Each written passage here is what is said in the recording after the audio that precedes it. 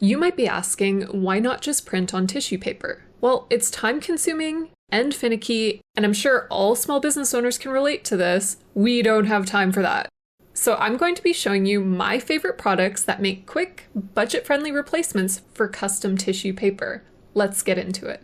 Everything you see in this video was printed on my Inkjet printer, but laser printers work for this too. For settings, I'm using the borderless print and standard paper options. No need for ink-guzzling settings to achieve prettiness.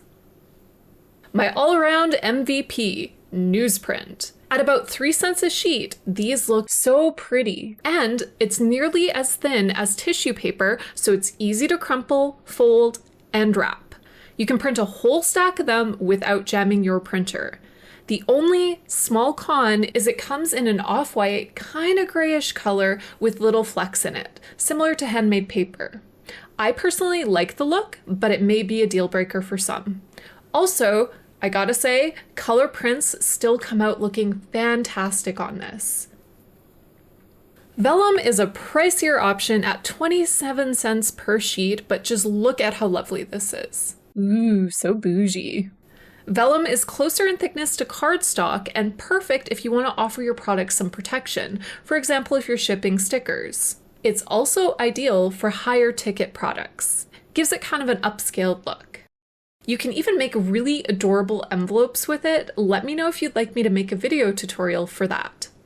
If you want something crumply, however, vellum isn't your paper. If you want to print a whole stack of them at the same time, can you guess? Vellum isn't your paper. I have to feed it in one page at a time or my printer throws an absolute tantrum. But for the nicer look, I do think it is worth a little bit of extra time. Not as an everyday thing, but for special products, I love using vellum. Okay, so you were let down by vellum's lack of crumpling action. In comes Kraft paper. It folds, it wraps, it crumples, though I gotta say, not as nicely as the newsprint.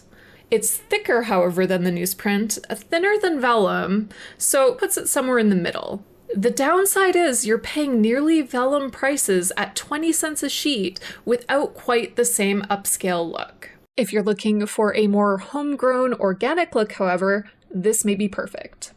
That about does it for today's video. I hope you found it informative and this sets you down a path for making your own business supplies at home. Honestly, you can get a really good custom branding package together, so I hope this helps. I've been toying with the idea as well on making a video for those of you who don't have a Cricut, so you can still make branded stickers easily from home. Let me know if that's something you'd be interested in. Thanks for watching. Bye for now.